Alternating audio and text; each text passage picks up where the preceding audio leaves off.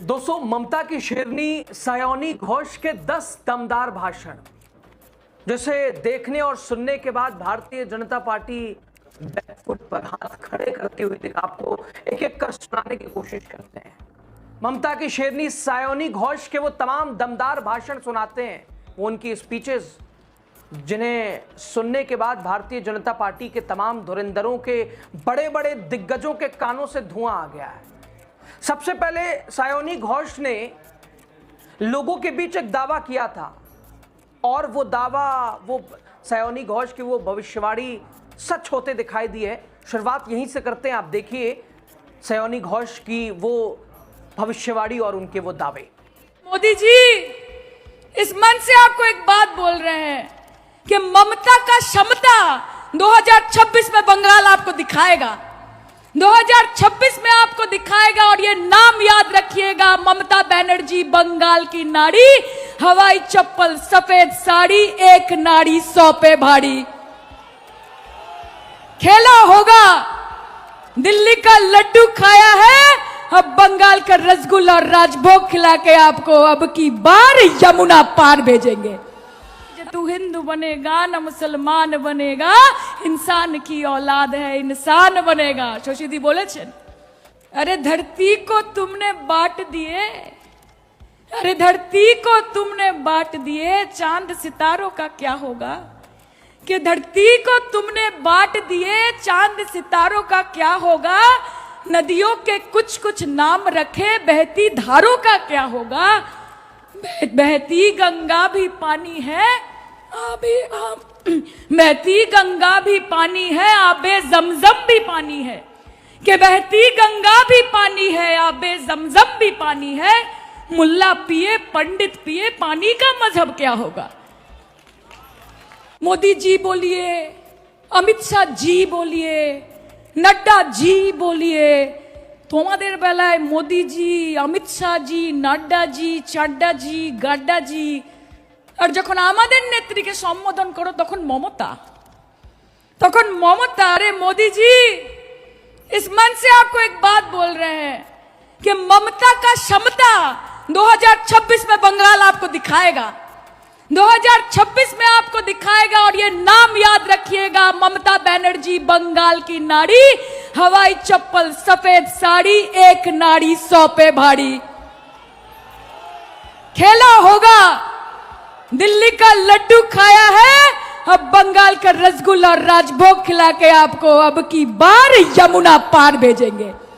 मोदी जी उल्टी गिनती शुरू कर दीजिए, উল্টি গিনতি শুরু করে দিয়েছিয়ে। এখন 63 আছে, এরপর 55, বাংলা চালাবে 59। কাজে আমাদের কোনো দ্বিধা নেই, আমরা শেষমেশ। দাদা जय हिंद। জয় হিন্দ। दोस्तों, दूसरी ममता कही जाने वाली सायोनी घोष चुनाव प्रचार के दौरान अपनी सुरीली आवाज से माहौल ही बना दे रही हैं। वो गानों के जरिए विपक्ष पर तंज कसती हैं। पहले गाती हैं वादा करो नहीं छोड़ोगे तुम मेरा साथ, फिर भाजपा से पूछती हैं क्या हुआ तेरा वादा।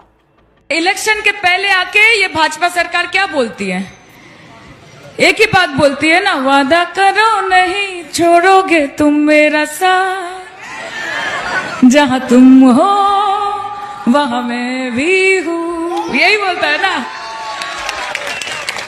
और इलेक्शन के बाद आप लोग क्या बोलते हैं, आप लोग बोलते हैं क्या हुआ तेरा वादा,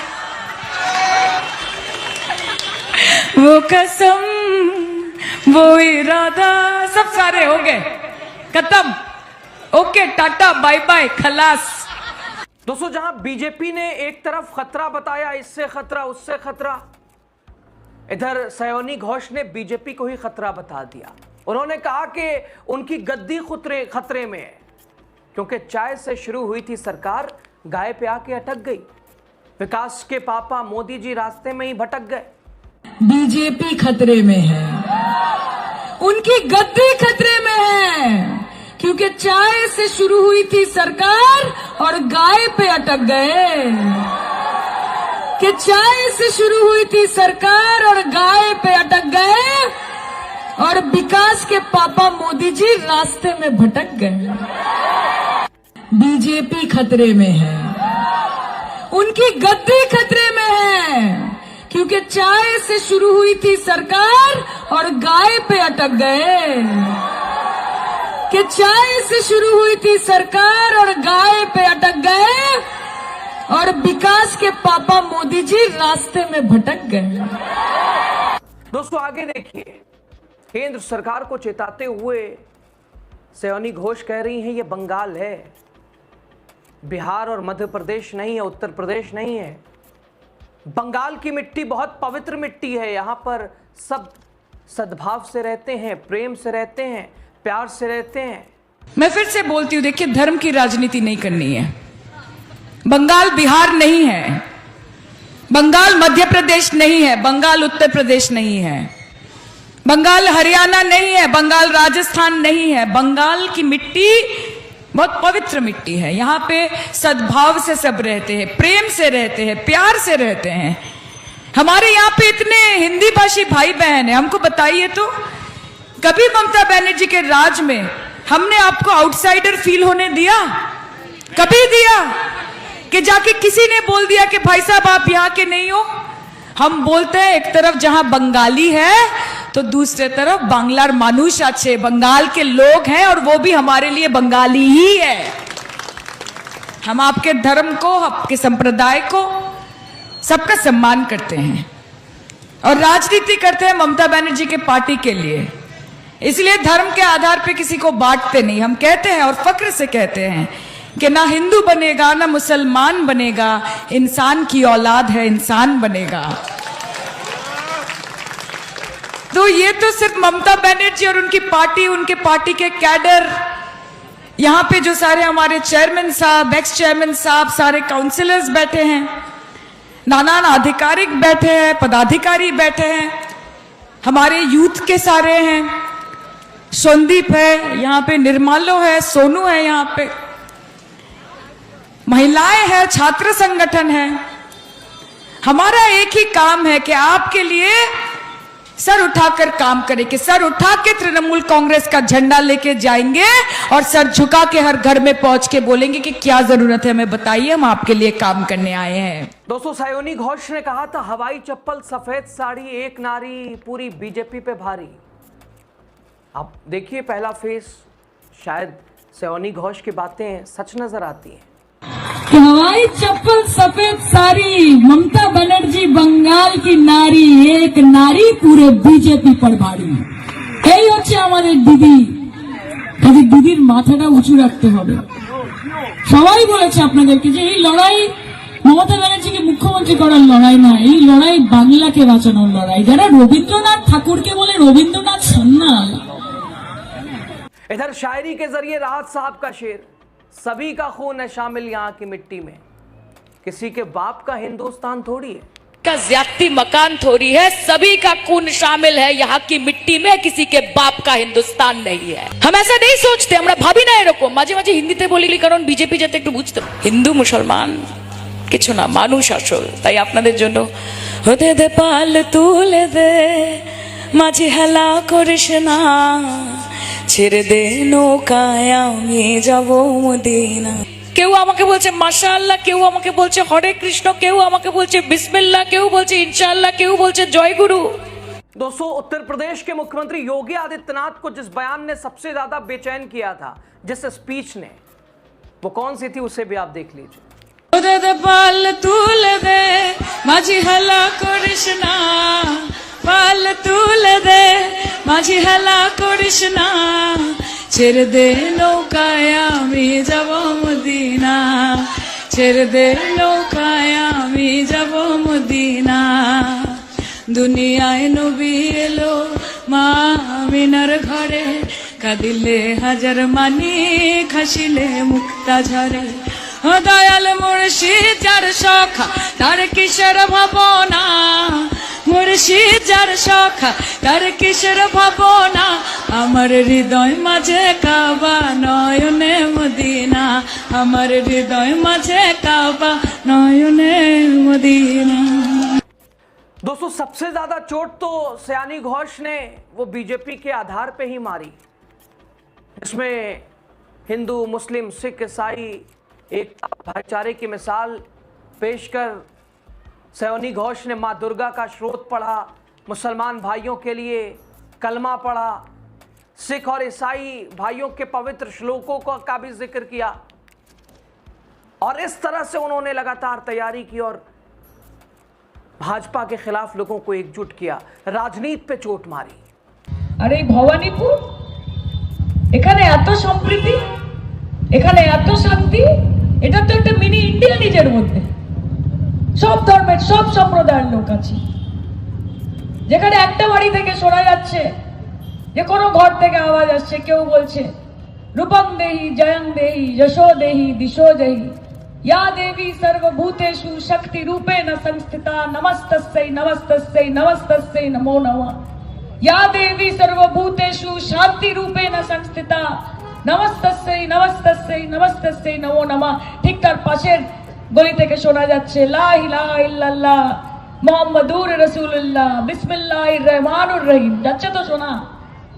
ঠিক তার পাশে কোনো গলি থেকে শোনা যাচ্ছে জয় হনুমান জ্ঞান গুণ সাগর জয় কপি সিতিহু লোক উজাগর রামদূত अतुलित बलधामा अंजनी पुत्र पवन सुत नामा महावीर विक्रम बजरंगी कुमति निवार सुमति के संगी कंचन वरण विराज सुबेसा कानन कुंडल कुंचित केसा।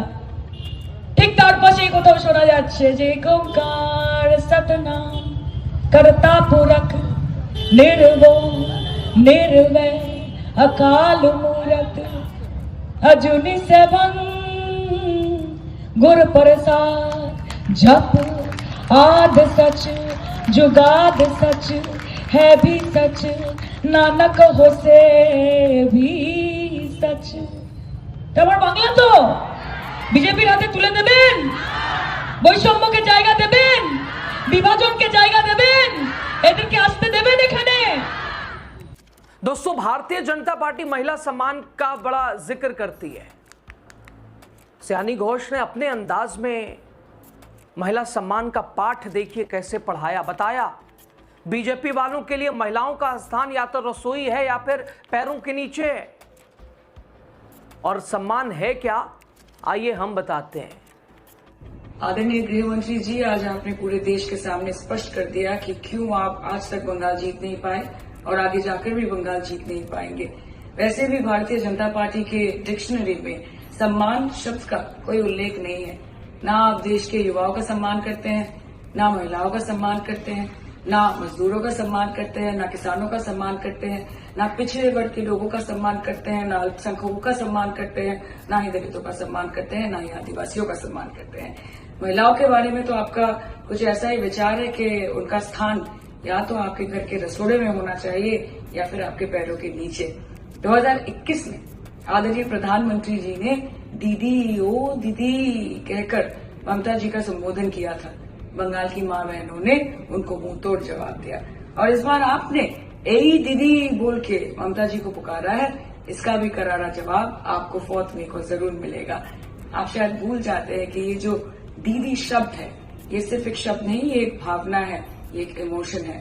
और ममता बनर्जी आप जैसे मैजिक पॉलिटिकल लीडर नहीं है, वो बंगाल के लोगों के घर की बेटी है और बंगाल में अक्सर बेटियों को मां कहकर भी बुलाया जाता है। बंगाल के लोग कभी अपनी मां का अपमान, अपनी बेटी का अपमान और अपनी दीदी का अपमान नहीं सहेंगे। दोस्तों, ये सयानी घोष के भाषण जिन्होंने अपनी सादगी और शब्दों की ताकत से ये साबित कर दिया कि हवाई चप्पल सफेद साड़ी वाली एक नारी पूरी बीजेपी पर भारी। सयानी घोष ने न सिर्फ राजनीति बल्कि मां दुर्गा के स्रोतों से लेकर बिस्मिल्लाह तक पढ़कर बंगाल के उस भाईचारे को जिंदा किया जिसे तोड़ने की कोशिश बार बार होती है। उन्होंने साफ कर दिया कि बंगाल की बेटियां ना तो रसोई तक सीमित रहेंगी और ना ही किसी के पैरों के नीचे, वो लड़ेंगी भी और जीतेंगे भी। खैर, अब सवाल ये, क्या 2026 के इस चुनाव में सयानी घोष का वो गर्दा दमदार भाषण बीजेपी के विजय रथ को रोक पाता है या नहीं? आपकी राय सयानी घोष को लेकर, उनके भाषणों को लेकर, उनके अंदाज को लेकर, उनकी कार्यशैली को लेकर जो भी हो बताइएगा। बहुत शुक्रिया।